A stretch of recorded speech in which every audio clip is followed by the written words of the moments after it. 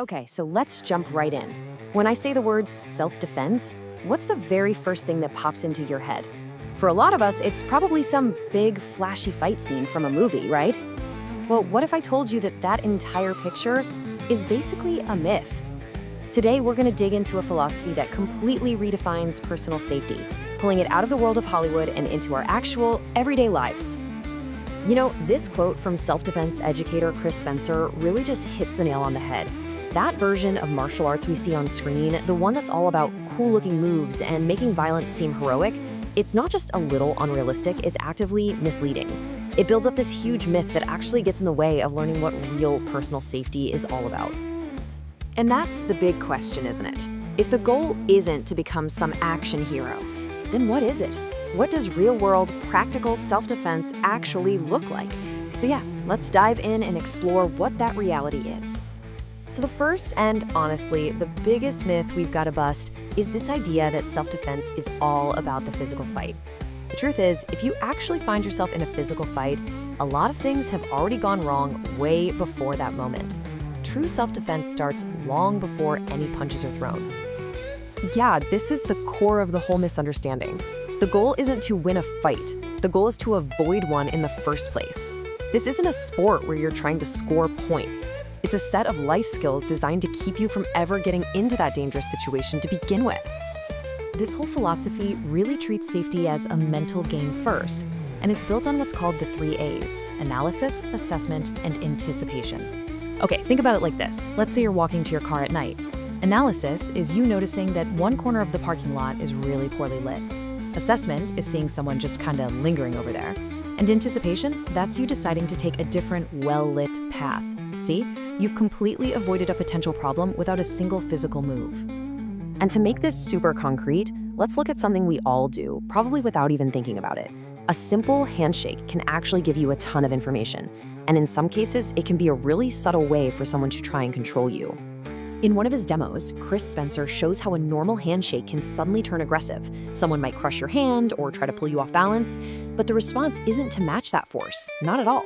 It's to calmly create a little space, break the contact, and de-escalate. The goal isn't to start a fight, but to just calmly ask, hey, is there a problem? It's about controlling the situation, not overpowering the person. And, you know, this whole idea of being proactive with your safety, it leads us right into the next myth we need to talk about. And this one is all about fitness. We're so often told that being fit means being the biggest, most muscular person in the room. But this philosophy, it just completely flips that idea on its head. It all comes down to why you're training. On one hand, you've got the typical commercial gym culture, which is often driven by how you look, by aesthetics, by insecurity. It's been called a sea of disconnected bodies. But on the other hand, you have functional fitness. And here, it has nothing to do with how you look. It's all about what you can do. The focus is 100% on building competence and skills for the real world. So, functional exercise is all about training whole movements, not just one muscle at a time. It mixes in dynamic disciplines like parkour. And no, we're not talking about jumping between buildings. It's about using the principles of parkour to build practical skills like balance, coordination, and spatial awareness. You know, things that are absolutely critical if you ever need to navigate a physical threat. And that brings us to the third big myth, the idea that you have to pick one single ancient martial art and then spend your whole life mastering just that one thing. But let's be real, in our modern world, the challenges we face are rarely that simple or predictable. The problem with seeing a traditional martial art as a cultural antique is that, while beautiful, it's preserved in time. It hasn't necessarily evolved to deal with modern problems. A truly progressive system has to be able to adapt. It can't be locked into a rigid tradition that was designed for a different world hundreds of years ago. And this is where a system like Lii-Kan Jitsu is so fascinating. Just look at this mix. It isn't just one thing. It's a modern, hybrid system that completely breaks down those silos. It blends the grappling from Jiu-Jitsu, the fluid movements of Kung Fu, the agility of Parkour, and even the psychology of NLP, that's neuro-linguistic programming, which is all about communication and influence, plus modern risk management strategies. It's all about grabbing the best tools from a bunch of different toolboxes. And the name itself, Lii-Kan, pretty much tells you the whole story. It comes from the ancient I Ching symbols for fire and water. And that's exactly what it is. a fusion of hard styles and soft styles, of being aggressive when you need to be and yielding when that's the smarter move. That balance is the absolute key to having a system that's flexible enough for the real world. So let's tie all of this together. If self-defense isn't just about fighting, and fitness isn't just about looking good, and one single style can't possibly have all the answers, then what's the big takeaway here?